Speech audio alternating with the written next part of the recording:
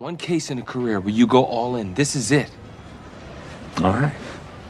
Then you do us proud. Because I don't want no scrubs. Really? No.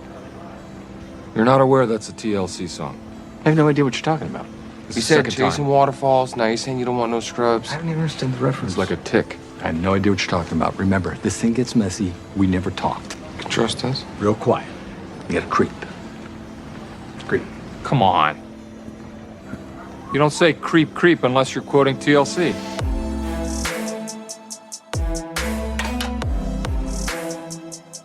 All right, everybody, welcome back to another week of Muskies on Tap. Welcome to episode 59.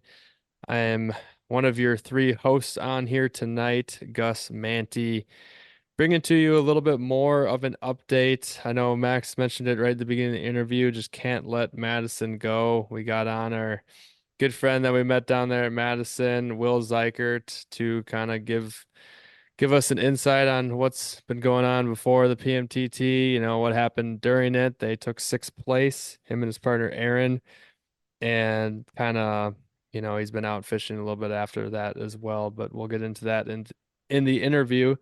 Without further ado, let's introduce the other members on here tonight. We got none other than my brother Max. Max has been moving into a new place. How's that been? How are you doing tonight? I'm pretty banged up. I'd say this: if you ever want to feel really stupid, try putting a couch together from IKEA at 11 p.m. on a Saturday night. It's a recipe for a disaster. But yeah, no, we're getting through it. I'm a little bit more worried about our other host here tonight, Brian Eckel. I know he just had an absolute ripper of a weekend. Little deja vu from 2023 and early 2024 here, watching his boy Rory McIlroy come up short once again at the U.S. Open. Another major passes him by. Brian, how you doing, man? Are you all right? I feel like I need to send somebody over to the house to check on you. Well, what did I text you? I think when he hit his chip shot in 18 to 3 feet, I was like, if he misses this, I swear to God, it was nice knowing you guys.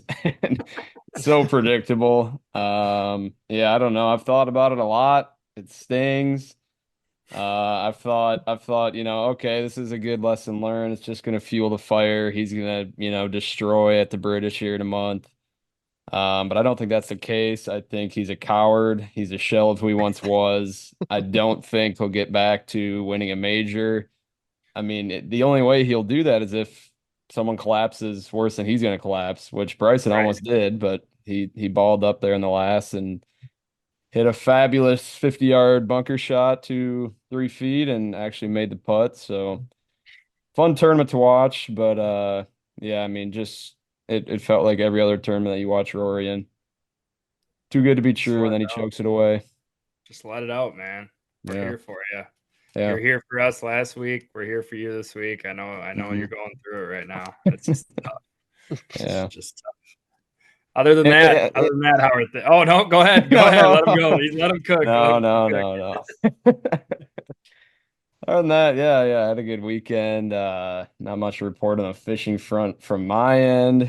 Gus, you just got off like what, 12-hour guide trip today?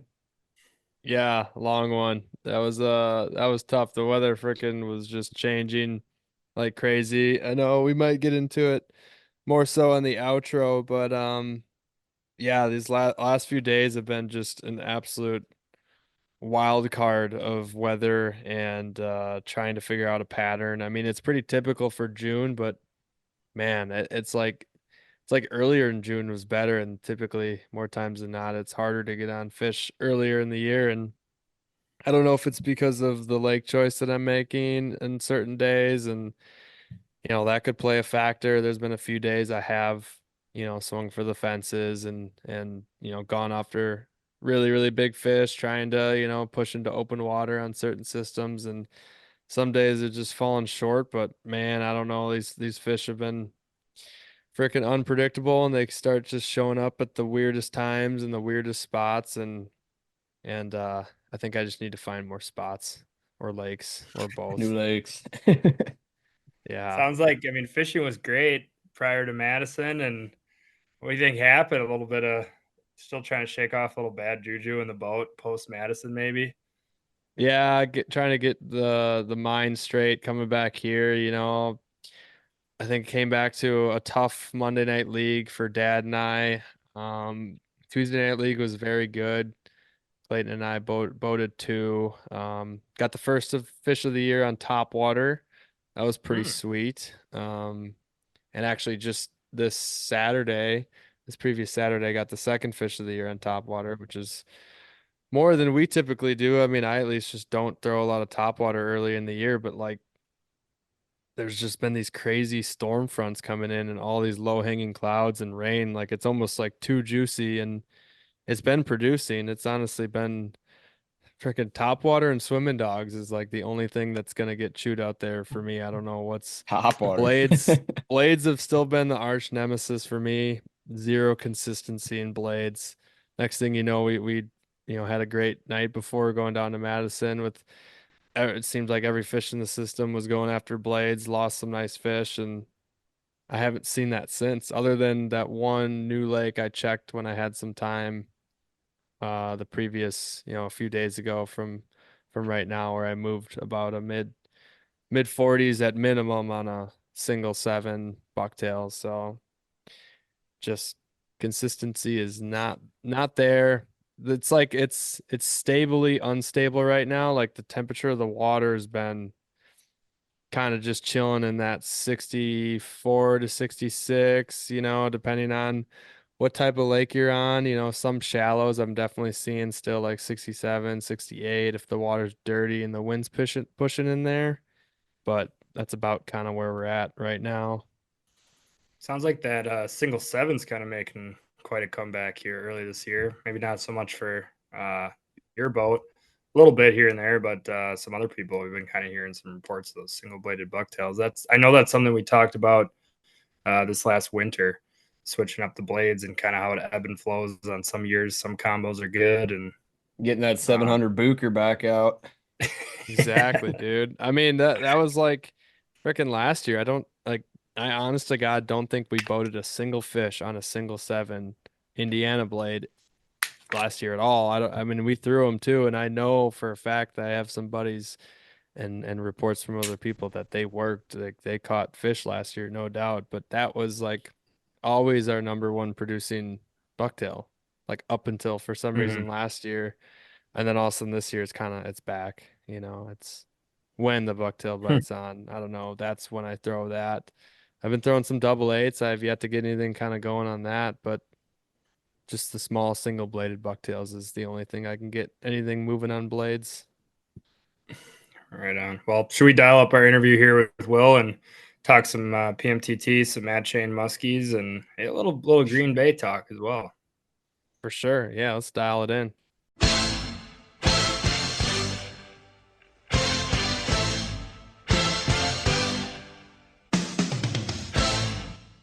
All right, with us on the line tonight, we are joined by Will Zeichert down in Madison, Wisconsin. I guess we just can't let it go here, fellas. We wanted to have Will on, talk a little bit about the Mad Chain. Will and his partner Aaron Laking just came off of a great top 10 finish down there in Madison, 6th place. Will, how you doing tonight? Not too bad, not too bad. Happy to be a part of this. Yeah, well, thanks for coming on. Hopefully we can pick your brain, hear a little bit about how you guys found the stage there at the PMTT. Was that your first ever PMTT tournament you've done, or have you done a few other tournaments? It was actually my second. So last year when the qualifier came around, we ended up I don't know, we took part of it. I don't know, we're moving fish. It was kind of tough for us to kind of get the balls rolling kind of and trying to figure out a good pattern and kind of first tournament bugs kind of. What was that like fishing First tournament jitters? Yeah, Right. First one that because you've obviously fished. So I'm guessing the last one you did the Madison chain last year too. Yep. So Okay. this last year was my first time, and this year was my second. So, but Gotcha. Yeah. So what? So like your first tournament ever in the PMTT and the Madison chain, it's your home waters. Were you like oh man, we got them dialed. Like this shouldn't be a problem. And then you get out there and you're like, where the hell did all the fish go? Honestly, last year I felt way off. I don't know. This year I felt better going into it because I kind of had a little better game plan going on and kind of trying to think outside of the box a little bit instead of just kind of like stuck on fishing memories. And like, because we all know, like, we have our own kind of like spots we want to fish on our home waters and stuff. We're kind of hitting that, like, kind of like the milk run basically. But I was just trying to kind of think outside of the box basically. So I kind of felt a little better going into this one. So Gotcha. Yeah. And you guys stuck your fish. So I guess we'll just kind of get right into it. So you guys caught, was it one fish, right? yeah, we were able to catch one. It was, I think it came around that 11 o'clock noon window we had. It seems like a few fish were caught out there. Okay. So it was actually a 40, what was it, 41 and a half. So we actually had a couple of them moving up. So interesting point of that was like buddy Aaron Lycan, he's not able to make it on tonight, but he was actually the one who hooked up with it, came in, and then actually the cool story about that was like he brought it in. I went grabbed the net, I about to net it, and all of a sudden the second one came up with it. So we have like Oh, no two kidding. fish right there. It was like what was it? Scoop them both. Right, that's what I was about to do. Honestly, Yeah. I had the first one in the bag, and then I'm like, I try to reach for the second one or whatever kind of thing, and try to like net the both of them at the same time. But then I'm thinking about it. I'm like, dude, this is gonna be a tough tournament. I gotta make sure I net this first one. I can't lose this one we actually have caught. Yeah. So I don't Yeah. like I kind of held off on it, kind of bit the bullet and just let that swim away. And actually, the one we caught was a smaller one out of the two No we kidding. had. Yeah. So that was a 41 we have, 41 and a half we caught. And then that other one was what, probably at least 3 more inches bigger. So it was probably right around that 44, 45 range. And this was on Saturday. You caught it? Yeah, that was Saturday. Yep. Okay. So did you mark fish in the same area pre-fishing then, or was this a new spot for you guys on Saturday? No, I fished a spot before. It ended up so in the beginning of the season, I've been kind of Aaron and I both were kind of focused on Wabisa. That's kind of like our main spot. We kind of like fishing that in the spring and leading up to the summer. So we're grinding that out, and we're marking fish like crazy out deep and off the edges, basically all the same spots you guys were talking about fishing and having success on. And I was like, I'm like, I gotta go check out Monona. I gotta see how things play out over there. And I got a little bit of intel on like how the weeds are shaking up and stuff like that, and being out deep, and a lot of the bait kind of being right on that weed line and stuff. So I was like, well, I'll go check it out, and went out there. Was it couple days? The first day I went out there, I went to the spot right off the tip of the kind of reef rock bar kind of we're fishing, and ended up moving 2 fish. My buddy was up in the front deck and he was throwing blades, and he moved the 2 fish, and I caught a pike and a bass all in like an hour. And I was like, well, this is definitely a good spot. There's fish up here, and it's loaded with bait. I'm like, yeah, this is cool. So next day went by or whatever, went back out there, and I'm like, well, I'm not gonna really burn this spot up too much. I want to kind of leave this alone. So I was checking some other stuff out, and it was like another right between some rain and stuff. We've been getting a lot of rain and wind that week or whatever, so we're kind of right between the storms. We ended up checking some other stuff out, checking some other weed lines out, and I noticed because I haven't been out there, and the weeds are kind of a little different, kind of pushing out a little farther and deeper, which we had kind of like the early ice off, so that kind of helped things out like that. So we ended up getting pushed up a few times with boat control. I'm really anal on boat control. I don't know, people who fish with me, I'm like, I gotta be precise. I gotta be on that line or whatever. So the next day I'm trying to think, I'm like, how am I going to improve this where I'm not going to get too far away from the weeds or like too far in the weeds where I'm wasting time for the tournament. So I ended up going out, what was it, Thursday, and just literally marking out this whole like weeds, like on the, was it kind of like the south side of the lake, basically, just to kind of like, because the wind was just pounding coming from the north. And I think it was like Yeah. northwest kind of the whole, was Yep. it probably 3 days or something like that? Oh yeah, I A lot of remember. You days in don't a row. I know having PTSD over here. exactly. So I ended up just kind of focused on that spot because you know how the muskies are with the wind; they go crazy with that. So They seem to like it out there, right, definitely. Based on like last year, I mean, just looking at some of the pictures of the big fish that they got last year, I mean, it looks like you can like see the 3-footers in the background of the pictures. You know, it's like you gotta fish the wind. I mean, it was just we couldn't really because like I don't know if we could pre-fish in the wind for 3 days straight and then go fish in the wind for 2 days straight during the tournament. That kind of stinks. But with that decision to go to Monona, that's interesting because when Max and I went to this tournament, we kind of had the game plan of like we're just going to stick to Wabisa. We know it the best, and we're just going to do it. And then we got out there and it was clear. There's way less weeds, but we just kind of stuck it out because like it's what we know. I mean, did you notice that was Wabisa like a little clean to you than normal? Because it was cleaner at least for us than just like the previous year, but obviously our only other time there was last year. So, and it sounded like Monona, there was plenty of weeds, and I'm wondering if did that wind and rain, did that dirty up the water on Monona at all? Or was it still pretty clear over there? you had a little bit of tint to it, like little tint green kind of, because it warmed up like previous, like what was it, a week ago? It warmed up to like 90s and kind of got that algae bloom kind of Oh started a yeah. little bit. I noticed, but then it kind of settled back down or whatever. I noticed. Hmm. So like, but both lakes were kind of fairly clearer than normal this time of year.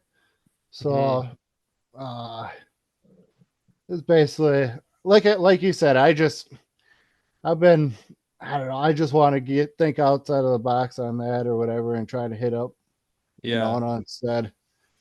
Yeah. So Did you so and what we heard from a lot of people talking about Madison just like since opener, was it I, a lot of people are saying that it's been really tough this year, like harder than normal. Were you seeing the same, or did you find some pretty good success earlier in the year? no, it's been tough. This is probably my worst year for like the last few years, honestly, for like it's surprising because like the weed growth is really like crazy. It's awesome on Monona, but then like you said, Wabisa is kind of like slow. It's catching up right now, but like for that tournament, it was definitely kind of like not quite there like Monona was. So like, which is kind of strange, which you think the fish would be going crazy with the weed cover and with that bait stacked up on the outside weed line like that. But overall, it's been like tough. I've been talking to multiple different like local guys and stuff like that, like Mike Thorson and a bunch of other guys I know around town, and they're all struggling. Like it's the only fish I caught one fish on opener, and that was trolling. Usually can get on a good trolling bite right away. Just because the water's so clear. I like try to like almost think of how it's like a reaction strike with trolling or whatever. Sure. You're buzzing by a fish or whatever. You got two choices. They're gonna eat it or they're just gonna leave it, basically. You're not gonna you're not gonna have a fish follow it in. All of a sudden it's like coming right up to the boat and you're like getting scared off from the boat, basically. And I've seen that so many times. And a lot of people get stuck fishing shallow water and they're like gin clear water, and then all of a sudden, like you see a lot of muskies doing that, but like you get a lot of them get scared off, basically. So Hard I to get try a to beat. right. What Well, like Could you put your finger on any reason why you think maybe the bite's been so tough this year? I mean, with the early ice off, I think northern Wisconsin. I mean, I guess we'll probably talk about it after this interview, but I know it's been a little harder since you gotten back, Gus. But prior to Madison, I mean, the fishing's been really good up in northern Wisconsin. I wonder what the reason is for Madison just being so difficult this year, because that's all we heard prior to the PMTT was like just not a lot of fish being caught really at all. And then obviously in the tournament, like there's just so slow. I mean, it's just I have not been a part of a PMTT event where you're just not seeing nets in the water and people doubling up in that first update that they typically give midday on Saturday. That's always fairly anxiety inducing, but is there any reason, you think that maybe Madison's been slower this year? Could you put your finger on any reason why? It's tough to say, honestly, but like the only thing I could think of is like the weather patterns kind of been all over the place. Kind of like there's few days we got a little cold coming through and then it warms back up.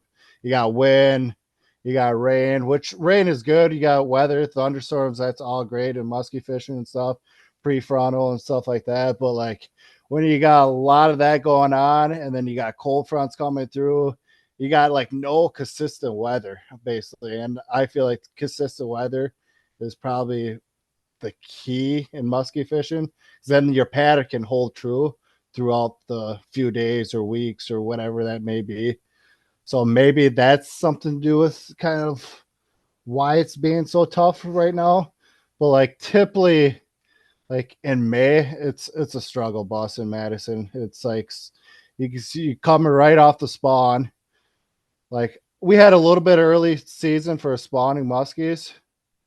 I feel like a tad bit, but I don't think it was as far along as most people thought it was going to be. So like you got the spawn and all of a sudden you finish that up. I call it the regroup cycle, kind of. They out there regrouping. A lot of the big fish will push out deeper, suspend, regroup out there. And usually it'll start picking up in like June, which obviously it's basically almost mid-June right now. And like last few times I've been out, I've been seeing more and more fish. So it's starting picking up a little bit. So that's kind of how the early season kind of typically starts. It's slow in May and then it kind of picks up in June. So Gotcha. Yeah. Real quick. I mean, just going back then to the tough bite, obviously we had during the tournament, you guys were able to get one. I was meaning to ask this earlier, but when you guys did stick that fish around 11 a.m. on Saturday, so that's the first fish you guys caught in the PMTT event. I mean, were you starting to think some big things like, all right, we got a nice one in the bag, like we're on some fish? You had just seen obviously that mid 40s come in.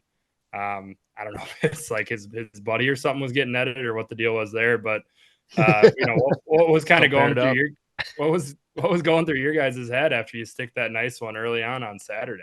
Oh no, I felt really good just after sticking that first one. I'm like, because shortly after that, we had like almost like a 15-30 minute bite window. Like we moved those two at the same time, and then probably 5-10 minutes after that, we actually moved another one, which was probably only like a 38 or so. Which still would have been awesome to catch or whatever. It was almost about to eat, but it just never kind of committed. And I honestly, I felt really good after catching that first one, or my buddy caught that first one, Aaron did, and I'm looking at it, I'm like, dude, we got a chance to win this or whatever. We if this holds true on this, and the spot kind of keeps producing some more fish, we might have a chance to win this kind of thing. And I knew it, like I said, I said it multiple times. It's gonna be a tough PMTT. It's gonna be one of the tougher ones, kind of. And like even like one or two fish, like we seen it already, could win it. And like we all see it is like two fish. What was it, 38 and a 37 or something? Right. Yeah, something like a double of upper 30s won it. Right. What was the celebration like when that fish hit the net? Oh, it was we were jacked up. We were, I don't know, high-fiving, hugging kind of. But honestly, we were kind of we're in the game basically. Like we're like Locked it in. Yeah, exactly. I never really caught a fish in the PMTT, so I'm like scrambling trying to grab that piece of paper to see what to do. Yeah. I'm like, and then It's I'm like, oh shoot, I nerve-wracking. better call Tim up or whatever. So I called Tim up. He told me, I can't remember what color it was that Saturday. He told me the color on the bump board and so on and so forth, kind of. And we ended up taking some good pictures and get it. Sent a good text to him or whatever. He was all cool with it. But yeah, no, it was. The process is a little nerve wracking when you're like, you're not used to that after you catch a fish, like having to do all those steps to make sure you're, in line with the tournament rules and everything like that. It's just kind of a different feeling. Yeah, exactly. You guys are professionals. You guys done my whole tournament. Like you guys won Top Gun a year last year, so I give you guys credit on that. So, but it was definitely kind of nerve wracking trying to get all the steps going and making sure we got all the, like, you can see the measurements and it's a good picture and all that, because we don't want to obviously release that fish and then it doesn't count or whatever it does. So, Right. That would be a sad deal. I don't know. Has that ever happened before? Have you like heard of that kind of?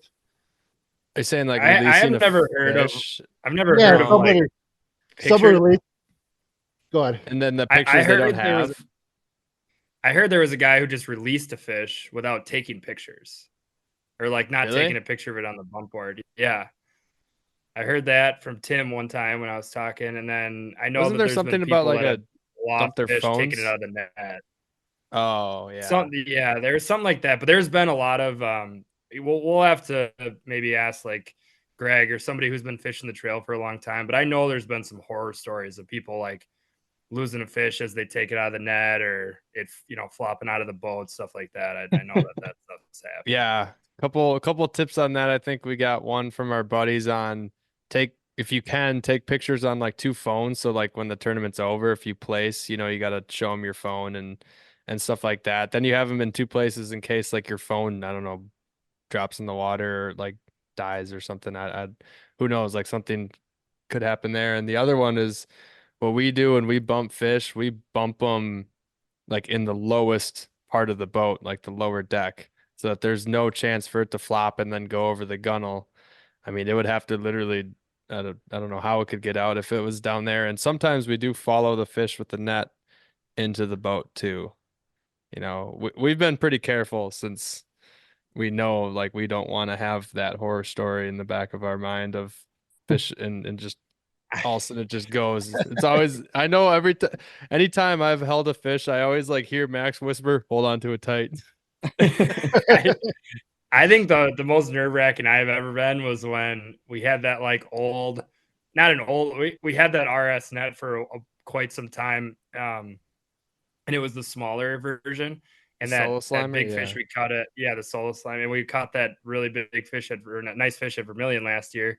And I remember like after Gus, unhooked it, we were trying to call Tim and do all this stuff. And I'm just sitting there looking at it. We hadn't even bumped it yet. So we hadn't taken it out of the bag. And I'm just sitting there admiring this fish. I'm like, man, I wonder how big it is. I'm kind of looking at it. And as I'm like looking at it, this thing is like just charging because we netted it so green. This thing is like charging into the net, like making like he's like trying to run through the net. I was like, Gus, we need to get this thing out of the net. Or just plows through it. I was worried that he thought it was going to make a hole or something. Yeah.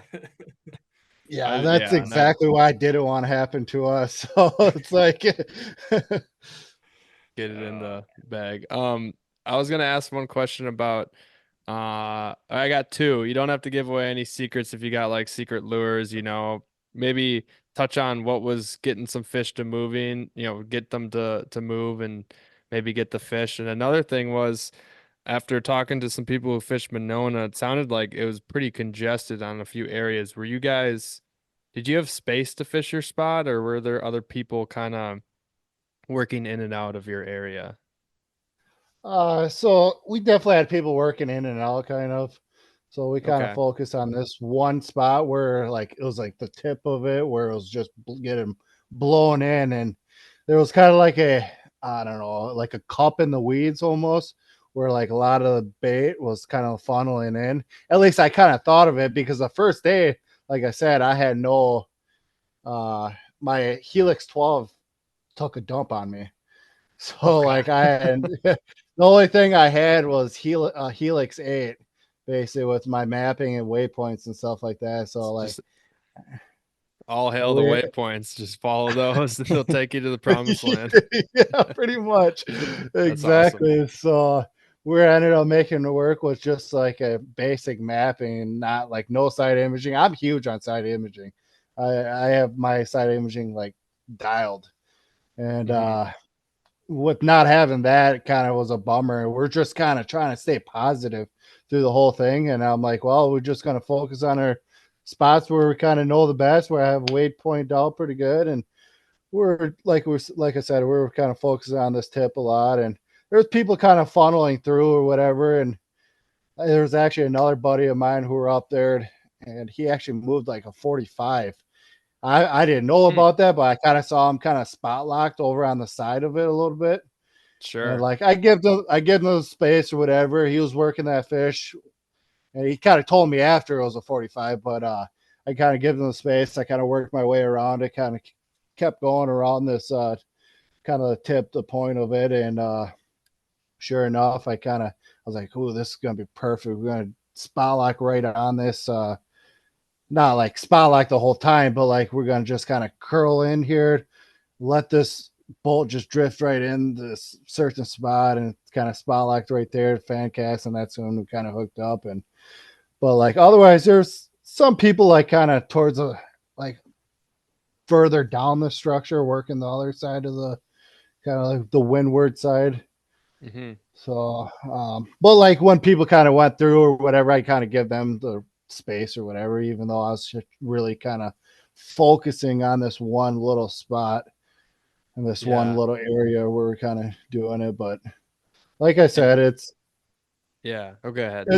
it's tournament fishing, so I like we're all here for the same reason. So it's like I always try to give people the respect of like kind of going around or working together, kind of trying to get by each other. So we never really had there was no argument, so that's a good thing. Yeah. As long as you didn't get yelled at. Right, And, exactly.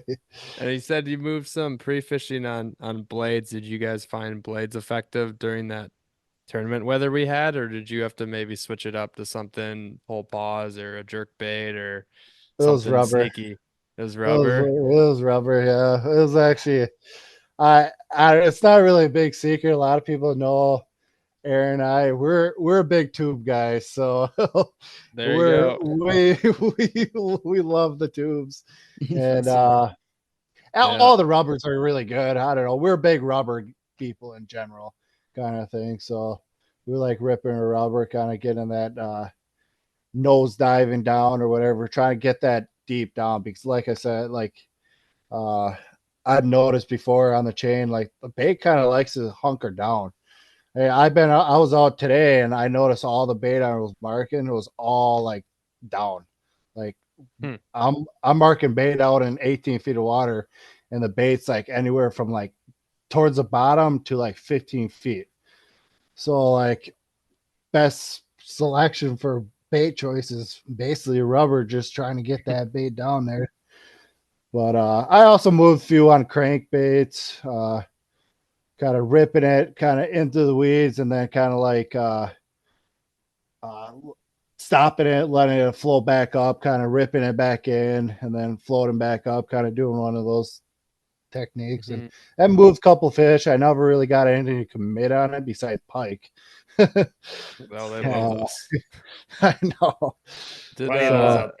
Yeah. What were you using, like really sizable baits or like modest size baits? Because I know that we've had pretty good success on really, really big baits out there in the Madison chain. So I was wondering if maybe you also, some big stuff. No, actually not No? this year yet. Not this year yet. Really? It was kind of the average size regular stuff, not like super small, but like the reg Okay. kind of type of baits. I think it was, I guess 10-inch tubes and stuff like that was the ticket for us at least. So Hmm. nothing really crazy big, but like last year I got on a, like you said, I got on a really epic bite catching like a couple 46s. This was after the PMTT, of course, and we're throwing pounders out there and like big Medusas, Husky Medusas, and all that stuff. And we're doing well on that. And we caught a couple 46s, and they're definitely not shy on eating big bass. A lot of people think Madison is like panfish based lake, got to throw small or whatever. And that's not the case or whatever. They're muskies. We all know that. So I mean, they're big. They need a big meal too. And, exactly right. Actually, the interesting thing, I was out today and I I caught 5 pike, which really bothered me. I was getting heated after the fifth pike I caught. And I think it was like the fourth one I caught, and it was just like a little snake. It was probably, I don't know, 18-inch pike or something like that. But like the gouge of like the side of the fish was just like a fresh wound. I'm like, I looked at my buddy. I'm like, dude, that thing got smoked by a giant. So, well, that just shows right there. Those muskies will eat anything or whatever. So, like, just don't have to throw small. right. Did you, so I know before we got on here, we kind of talked about how long you've been fishing the Madison chain, which was like, you said like 8, 9 years or something like that ballpark, or was it? Yeah, it was like, I think it was 9 years now. Yeah. Okay. Did you, I mean, you've obviously probably learned a ton, but like, did you start throwing some big stuff like right away, or did you just No, kind of have to slowly learn? You just slowly no. kind of I just progressed kind of and learned. slowly. How I kind of started muskie fishing was my first muskie actually was going up to the Northwoods, up in the Manny chain up there, and I caught one Nice. up. Me and my buddies were rolling up there just for a fishing trip, and I always wanted to catch a muskie. And I knew that was a hot spot and stuff, and we ended up going up there, buying a St. Croix rod, stopping at the St. Croix place up there, buying a rod up there, going to the Shout out. Yep. Shout out. Yeah. Go to the muskie shop and buying a reel and stuff like that and some baits, and ended up going up to the Manny chain. It was the last day just to kind of make it short. And I was the only one who hooked up into a little, I don't know, probably a 30-inch muskie or whatever, cranking blades. And ever since then, I was kind of hooked and kind of went back to Madison, obviously back where I was home water because that was the last day. And I'm like, dude, I got a really musky fish. I really like this thing. I was basically hooked. I wasn't quite sure if that muskie hooked me more or I hooked him more. So it's like that the bug really started after that, and I was like, oh, I got to get a boat. I got a little 14-foot boat just to get around, and I was watching YouTube videos and stuff before really podcast was like a big thing. And now podcast is honestly a really good learning moment, or you can learn a lot off through podcasts. But back where I was saying was like, I had to watch a lot of YouTube videos trying to learn how to musky fish, little techniques and stuff. And we got a lake over Madison, right by Monona. It's called Windgra. And you guys kind of already know that. It's kind of like a nursery. It's like there's tons of fish in there. It's a lot of like little smaller ones, but you catch like a 45 here and there. But I ended up just want to kind of focus in my skills on fishing like Windgra and kind of like learn how to musky fish instead of going get beat up on the big lakes. Kind of that's kind of how I started it. Just because I don't want to like spend hours and hours and trying to chase a fish on the big lakes and not practicing. And I think that's probably the best way. Like you got to have interactions with these fish to like actually really hound in your like skills and techniques and how to catch them and stuff. So that was kind of like biggest thing. So like obviously there I was throwing a lot of smaller stuff and kind of worked my way up in the bigger lakes and stuff. And it's so You said last year you went almost every weekend, like late summer into September, up to Green Bay. Did a lot of fishing out there. What kind of success did you have last year? uh, actually, so we ended up catching 550s last year. Nice. Pretty good. Yeah. That's probably Like why every you're going weekend, back up. basically. Yeah, right. 4 of them was out there, and then 1 of them was back in Monona. So I think, what was it? My buddy caught a 50 on Green Bay. Then I caught a 51, 52 and 3/4, and 53 on Green Bay. And then after, like, we're finished up the cast and bite or whatever in like kind of mid-September, we ended up coming back and baking a 50, was it 50 and a half my buddy did on top water over in Monona. But yeah, no, I make quite a bit of trips out there, especially in that prime cast and bite. So I'm all about chasing the biggest fish or whatever, biggest like the 50s and stuff. That's why I'm big in throwing big baits right now. So Yeah. but yeah, What's no, that your- go ahead. Sorry, I was just gonna ask, what's your favorite time of year on the Madison chain to catch fish Ooh. and big fish, I guess. Probably when they start probably moving up in the weeds. Like you should be able to get a good bite window, like good like technique pattern coming in like in June like this, like later June or whatever, once the water temperature warms up more, throwing big rubber, and I caught like some few 46s, and you always hear some 4-footers and 50 inches caught this time of year.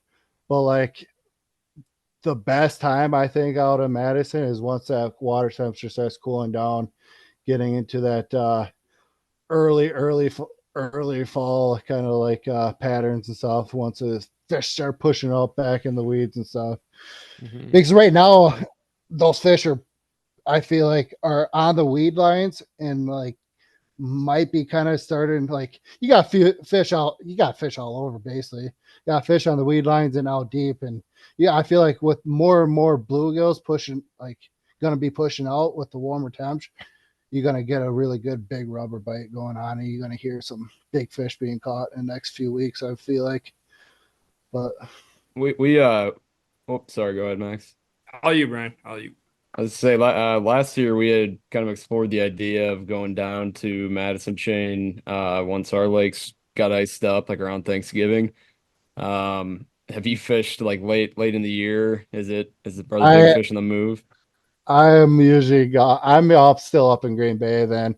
Honestly, it's tough. I feel like the 2 toughest parts is like early season in May and some of June like this, and then like back like after turnover, like going in that turnover range, and then after turnover it can really get tough.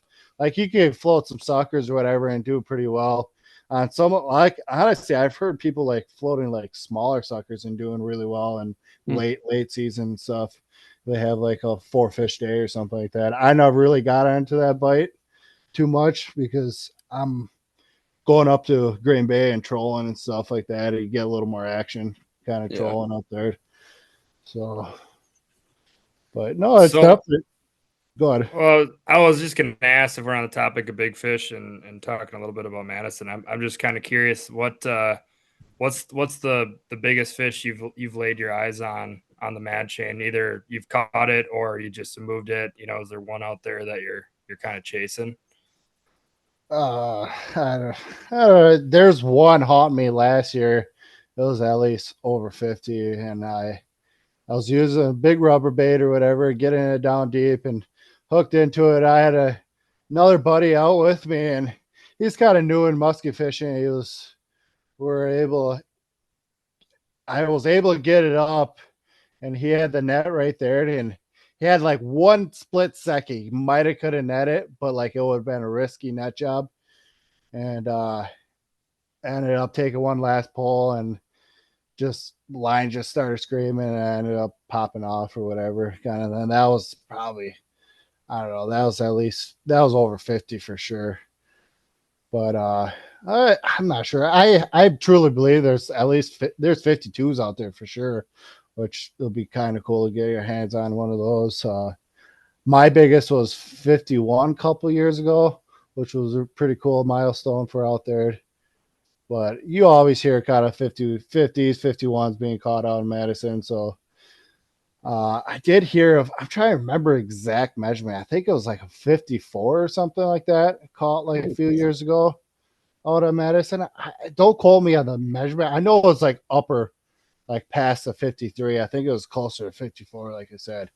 But it's somewhere in that range. It was a huge fish. You look at that fish, it's like that melon on that fish. It's so it's unbelievable. So yeah, I mean That's it's got wild. the leechers. I actually have a question about the Leech Lake strain because they stock them in Monona, which is probably why it's more popular. It probably has the larger fish. Do you ever catch some leechers in Wabisa? Do they make their way in there? oh yeah, You, absolutely. yeah, Absolutely. for sure. They go up and down that train. Like I've heard people like I think they caught one leecher tagged or whatever back in Wabisa, and all of a sudden another guy caught it back in Monona, like probably a few months later or whatever it was later that season. It was within the season. Another guy caught it in Monona. So that Jeez, just that's shows wild. like they definitely travel throughout the chain or whatever. And I going back to that being so tough, maybe it's something like because a few years ago we had some high water and I don't know if maybe some of those fish kind of traveled out of the system a little bit downriver. And that's could be a reason why our numbers are kind of low. It's kind of lower because somebody told me about like the capital city numbers were like the DNR was trying to keep it up to like that 0.5 per acre, I think it was. And I think it's closer down to like a 0.2, 0.3 kind of per acre or something like that. So it's definitely a lot lower than it's been.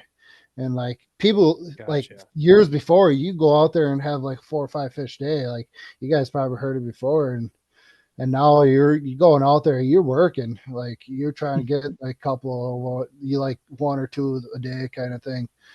So, but they definitely travel throughout the chain. I've seen it, and it's pretty easy for a fish to go across the lake. Like I could go troll across the lake, and I don't know from the north side of Wabisa to the south side of the Wabisa, you can get to the one side of the lake within, I don't know, half an hour maybe, trolling at like 3.5 or something. So those fish have big tails. They can get down to the other side of the lake within probably they could get down to the lake within a half an hour. I know they can swim faster than I can troll, Yeah, roughly. that's true. So if they really choose to. I mean, that's a long channel. That's quite the vacation they're taking if they're hopping between lakes. I mean, that's not just like a, if we like thinking about our the lakes that we're on up here with like our chains, and on talking about maybe just like using Eagle River as an example. I mean, that's just a quick, I don't know, Gus, few 100-yard channel at times, from one lake Yeah, to they're pretty another. It's short. not surprising that fish move about that, but like between Monona and Wabisa, I mean, what's that about a 25, 30 minute, Yeah. jump? 25. Yeah. Yeah. So that's quite the trip that they're taking, is packing the bags and heading out of town.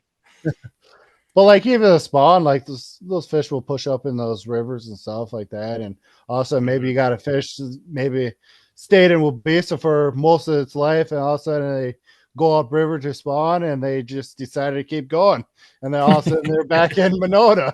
So it's like or vice versa kind of thing. So I can see it happening. I feel like it happens more than people actually think out there.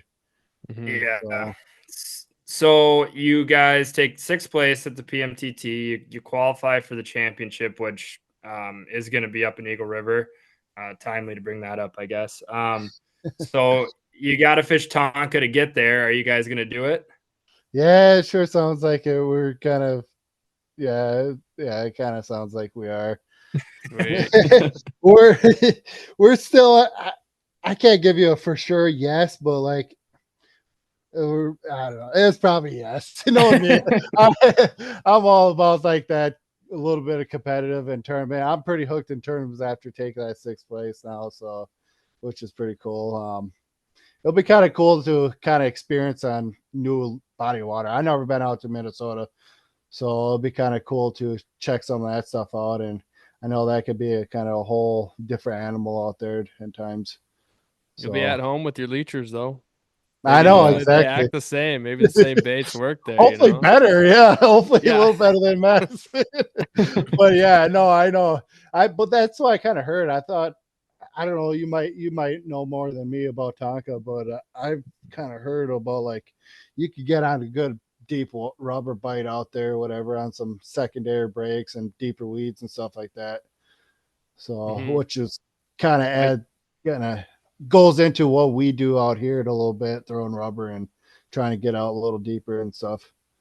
I think you'd probably feel at home. I mean, I've still never been on the lake at all and never looked at a side image while I'm there, but it sounds like if you're a rubber fisherman and like deep weeds, should be in paradise, if you can, lock in a few bites. But I think that'll be a fun one. Hope, crossing my fingers that we get a good bite, because man, that's a tough start to the PMTT year with low numbers, I guess I should say typical numbers at Cave being low, and then lower than probably a lot of people expected at Madison. So I'm sure people and even the PMTTs are hoping for a nice bite at Tonka. Yeah, absolutely. No, I agree. But when is that? Is it like the 3rd week August? I think it is. Yeah, It's the that's 24th. it might be the Second or 4th. third? I can tell you in a second here. Yeah, so either way, it's like it's right around like that later August kind of. So like I could see some fish being kind of pushing up in the shallows too a little bit. So I feel like honestly you might have fish all over the place. But like I never been on a lake, so I don't know for sure. But like that's kind of what I've seen like throughout musky fishing the last few years or whatever that time of year. Yeah, late So August cool down is gonna push them. It's August 23rd and 24th. right, I got you. Yep. So yeah, like we were kind of saying, it might push some fish up shallow a little bit, and maybe in some sand. I don't know if there's much sand up there. Probably, I'm assuming so. Like a lot of those Minnesota lakes have good sand bites going on. So, what? That'll be interesting. New to us. We're not really the sand bite aficionados up here. Honestly, I started liking it more and more after fishing Green Bay, because Green Bay is all like there's tons of sand out there or whatever. But like it goes back to like marking them on site imaging or whatever. Like those muskies will stick out like sore thumbs in that sand. So like you go by them and all of a sudden you mark like 3-4 of them in the sand. Like you got a good chance to kind of circle back around and actually maybe catch a few or 1 or 2 kind of thing. So which is kind of cool. I would like to kind of try to check some of that out, but who knows? It's long ways from here. Yeah. Still got a couple more months. But yeah, got some more fish to go after. Got some time. Yeah. Think about it. It'll be fun. We hope we'll see you guys up there. And yeah, I agree. I'm praying. I think the PMTT, like Gus said, PMTT and everyone that's fishing it, I think is praying for a really good bite. I think we're due either at this next one or the championship.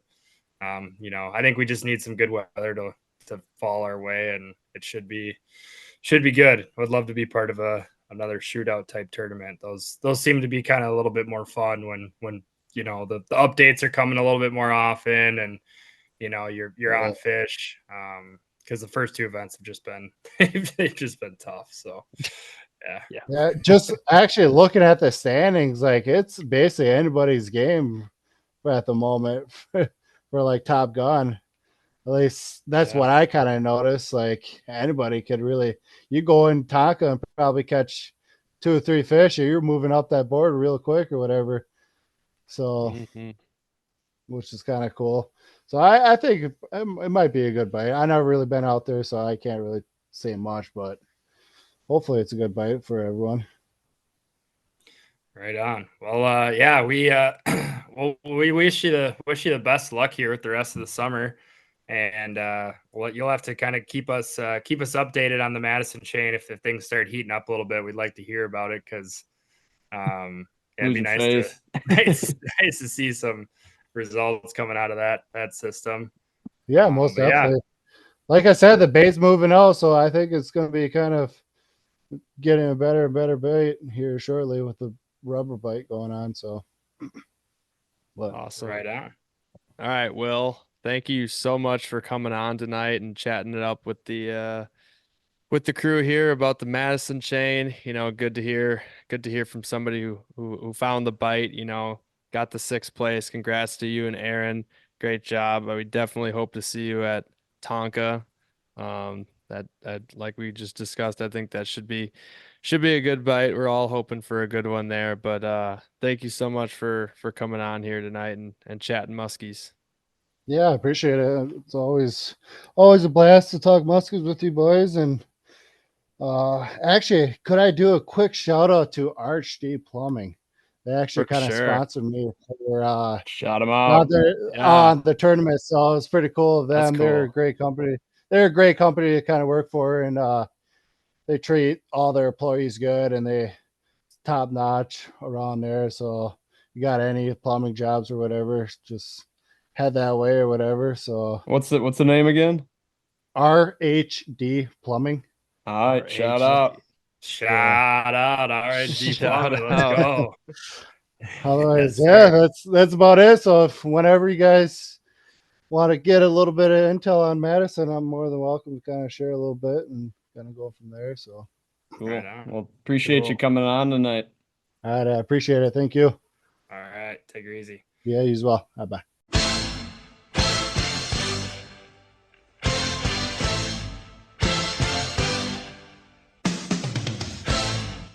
All right, we can't thank Will enough for coming on and sharing his time tonight to chat some Madison chain muskies, a little bit dabbled up in the Green Bay. Sounds like he's caught some absolute beauties out there, you know, rolling into that casting bite that's ever so famous out there in August and into September. You know, it seems like he's a magnet for big fish. Again, congrats to him and his partner Aaron on sixth place in the PMTT at Madison, getting it done in a tough bite. But yeah, I mean that's just sounds like Madison overall is has just been tough all year. I mean it's been like the one consistent thing after talking to so many of the locals out there that the chain has just had a tough bite, but I'm sure it's gonna bounce back. I can't imagine it stays tough all year. And for how many fish are that are in that system, somebody's gonna go out and have a baller day or two. So, I mean, I don't know. I got a feeling that he might be in for a good one at Minnetonka. I mean, he's used to fishing similar types of lakes, similar, leech strained muskie. You guys had beginner's luck in Minnesota last year and caught a big fish on Vermilly. So I don't Right. know. I got a feeling he might find himself back on that top 10 board. We'll see. I could see it for sure. Yeah, no doubt. Yeah, really fun conversation. I always like hearing about some big fish stories, and yeah, no, we couldn't really let it go with Madison, but nice to know that we weren't alone. You know, obviously it was a tough bite for people, and good to hear from a team that had some success. I always like hearing too about people catching their first fish in tournaments, stuff like that. It's just that feeling. It's pretty Mhm. cool. But all right, well, moving on here, Gus. Obviously, as we touched on in the interview, things have been a little shaken up for you post Madison. Where do you see the bite going from here? If people are tuning in this Thursday or Friday, heading up north, what should they expect?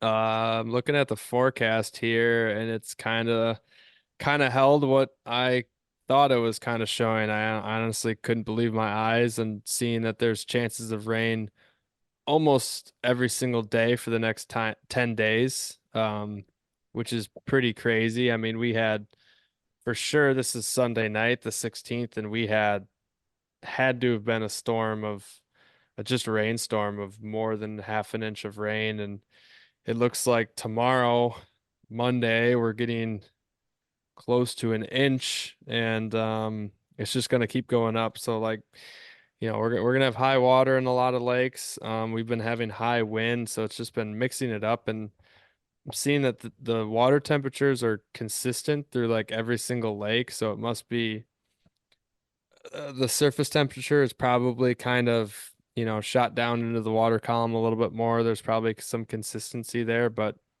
the thing that hasn't been consistent, I swear, has been the bites. I mean, I there's been a lot of buggy activity. I've been pushing off of breaks. I at least have some reports of some good friends doing quite well here on a few occasions. Pushing into a little bit of open water and getting some good bites. Um, like I maybe touched on earlier in the intro, I don't know if I'm making the wrong lake choices or something, but I'm seeing the activity out there. The muskies are not cooperating for myself, and it's been a little frustrating to say the least. I mean, we're still getting a few bites. I think the reason I'm probably really, getting a little frustrated is that there's just no the sizable fish are evading me. Seeing a couple low 40s, but like other than that, I mean, not even those guys are deciding to open their frickin' yappers. So it's been a grind. Been a big time grind. Good. Well, hopefully things kind of pick up for you and you find a consistent pattern. You always do. I'm sure you will. But let's turn it over here to our other buddy Brian. Last time he was on the water, he mopped it up pretty good. I know we'll be up north together here in a few weeks, a few short weeks from now. Brian, how do you expect to live up to how you perform there during opener? Well, if the bite continues like Gus is describing, I don't know. But hopefully a few weeks here, it'll get things more in our natural state. Hopefully we get onto a little bit of bite. I think, 4th of July, we don't typically fish a ton. But I think we'll all sneak out maybe a couple mornings or something. I know Gus and I had mentioned maybe doing a little fly mission at some point. So that'd be cool. Catch any size fish in the fly is always fun. But yeah, looking forward to that for sure. We'll have one of our other buddies up who I think just will musky fish like once a year whenever he's up there. We'll go out with Gus for a little bit. So it'd be cool to see him catch one. Yeah, that would be legit. I think it'll be a much, much better bite for sure. I mean, it's like it's tried and true every year that, late June, early July, everything gets well established, and we're in the time frame of just notorious tough fishing. And I think there's like a big old combo of like a lot of wind, a lot of fronts coming in, all of a sudden high water. It was an early ice off to all of a sudden a cold spring. I mean, it's just been crazy weather, and I'm not, trying to put any blame to anything. It's just only to get these bites. I feel like we're working like really hard to get them, like changing baits a lot of second guessing, minimal follows because of the cold water still. I feel like the bite windows aren't super big. The last time we had bites going kind of off moon phases was when we had uh warmer water. Like there's a few nights where I was on some lakes that were pushing into like 70 to 72 degree range, and I felt like the bite was way better. I've been on lakes and I've seen as low as like pretty much almost under 64 degrees. I mean, we were seeing that on surface temperatures a That's long crazy. time ago. So the winds mixed everything up. We had like a frost warning not long ago. So it's been a wild spring after what we thought was going to be like a hot and dry summer. So we got bamboozled. Yeah, no, that'll happen. So, Brian, after talking all these muskies tonight, do you feel any better? Take your mind off of Rory at all after the U.S. Open? No, I need a good couple nights of sleep to kind of put that on the back burner for now. But yeah, that's tough. That's about all I can think of right now. Mm. Mm-mm-mm. I just hate to see you down in the dumps. Really brings a tear to my eye. Yeah, yeah. No, I mean Bryson's a great winner. U.S. guy winning the U.S. Open. It's fitting. I'm glad he got it done. All right, boys. Well, I think that's gonna do it for me here tonight. Good chatting with y'all. If you haven't seen us on Instagram yet, we got to pick up our game, guys. We gotta start getting some more posts going. We gotta More get a little more reels. active. We gotta get Mhm. more engaged on the socials. Yeah. But we'll pick up the pace here for you guys. Give us a follow, Muskies on Tap on Instagram. I'll let Gus take it away for the rest. Sure, yeah. If you wanna get out muskie fishing this year, or shoot me a message at all and get out in the Vilas Oneida County area of northern Wisconsin, you can find me at Suggs Fishing on Instagram or Suggs Fishing Guide Service on Facebook. Add me as a friend, Gus Manty, on Facebook as well. I post a lot of fish pics up there, talking about, how we got the bite that day, or, what's been going on and stories of this and that. So shoot me a follow, be much appreciated. And also just kind of throw this in here. If you enjoy the podcast, don't be afraid to tell a friend, share it. Let some people know if you like it, love it, hate it, medium about it, mediocre, anything. But again, appreciate everybody tuning in to another week of Muskies on Tap here. And I think we're just gonna let Brian take us away here and hope we got another little better update bite for the next week. So Brian, let's hear it. All right, everybody. Thank you for listening to this week's episode of Muskies on Tap. Shout out to Will for coming on.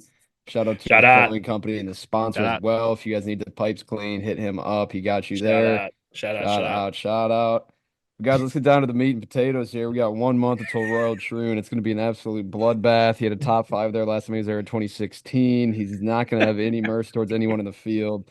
I got him winning by 10 in my early predictions. My model has him blowing it away. Don't even bother watching on Sunday. It'll be out of reach till he misses every putt and loses again. Stay tuned on that. But everybody have a great weekend. Be safe out there on the water. Cheers. Peace.